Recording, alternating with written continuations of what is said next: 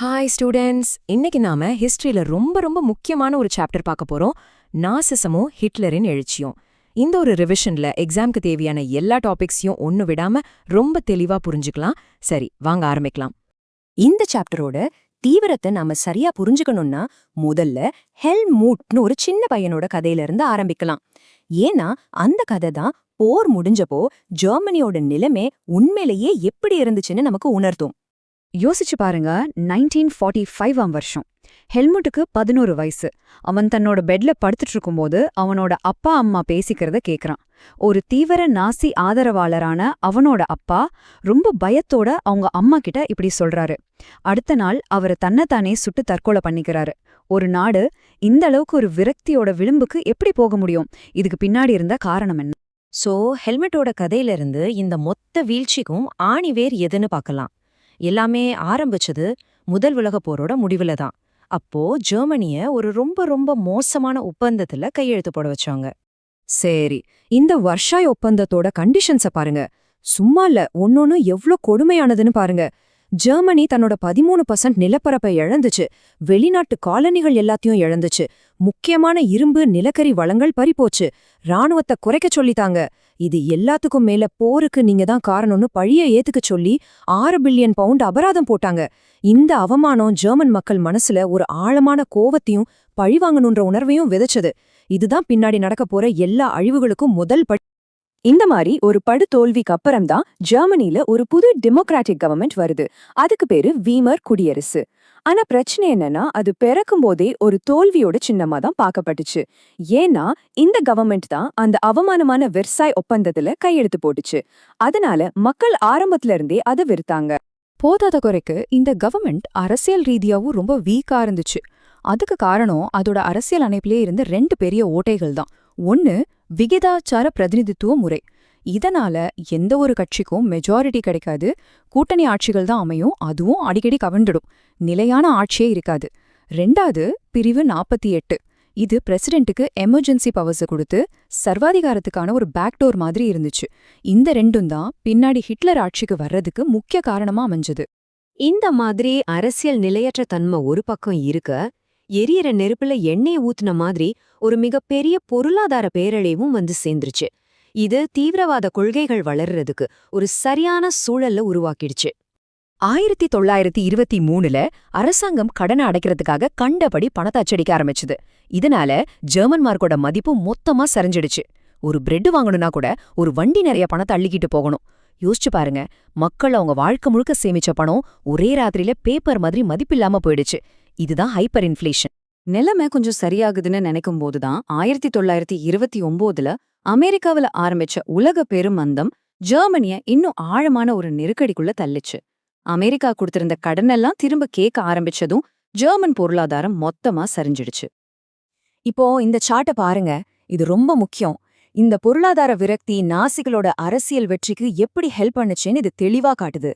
1928ல வெறும் 2.6% ஓட்டு வாங்கின நாசி கட்சி இந்த பெருமந்தத்துக்கு அப்புறம் 1932ல பாருங்க 37.3% ஓட்டு வாங்கி ஜெர்மனியோட மிகப்பெரிய கட்சியா மாறிச்சு. இந்த சந்தர்ப்பத்தை தான் நாசிகள் சரியா பயன்படுத்திக்கிட்டாங்க. அவங்களோட கொள்கையோட மையமே இந்த இனவெறிதான். அதாவது தூய்மையான ஆரிய இனம்தான் உலகை ஆள பிறந்த உயர்ந்த இனம். யூதர்கள் மாதிரியானவங்க அழிக்கப்பட வேண்டிய தாழ்ந்த இனங்கள்னு ஒரு தப்பான சித்தாந்தத்தை மக்கள் மத்தியில பரப்புனாங்க. கஷ்டத்துல இருந்த மக்களுக்கு இது ஒரு நம்பிக்கையை கொடுக்கற மாதிரி தெரிஞ்சது. சரி, மக்களுக்கு பிடிச்ச மாதிரி பேசி ஆட்சிக்குள்ள வந்தாச்சு. இதுக்கப்புறம் ஹிட்லர் என்ன பண்ணார் தெரியுமா? ரொம்ப வேகமா ஜெர்மனியோட ஜனநாயகத்தையே காலி பண்ண ஆரம்பிச்சாரு. இந்த 4 ஸ்டெப்ஸ பாருங்க. இது ஏதோ வருஷக்கணக்குல நடக்கல, வெறும் மாசக்கணக்குல நடந்து முடிஞ்சது. முதல்ல சான்சலர் ஆனாரு. அப்புறம் பார்லிமெண்ட் தீப்பிடிச்சத ஒரு காரணமா சொல்லி மக்களோட பேச்சு சுதந்திரம், பத்திரிகை சுதந்திரம்னு எல்லா அடிப்படை உரிமைகளையும் பறிச்சாரு. அடுத்ததா அதிகாரமளிப்பு சட்டம் மூலமா மொத்த பவரையும் தங்கைக்கு கொண்டு வந்தாரு. கடைசியா நாசி கட்சியை தவிர எல்லா அரசியல் கட்சிகளையும் தடை செஞ்சு ஜெர்மனிய ஒரு ஒற்றை கட்சி சர்வாதிகார நாடா மாத்திட்டாரு. ஜனநாயகம் போனதுக்கு அப்புறம் நாசிக்கள் உருவாக்குனது ஒரு பயங்கரமான அரசு.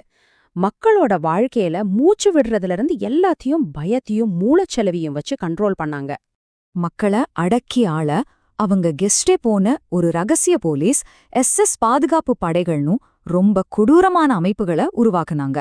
யாரெல்லாம் அரசை எதிர்த்து பேசுறாங்களோ அவங்களையெல்லாம் இந்த வதை முகாங்களுக்கு அனுப்பிடுவாங்க. அங்க சித்திரவதையும் மரணமும் ரொம்ப சாதாரணம்.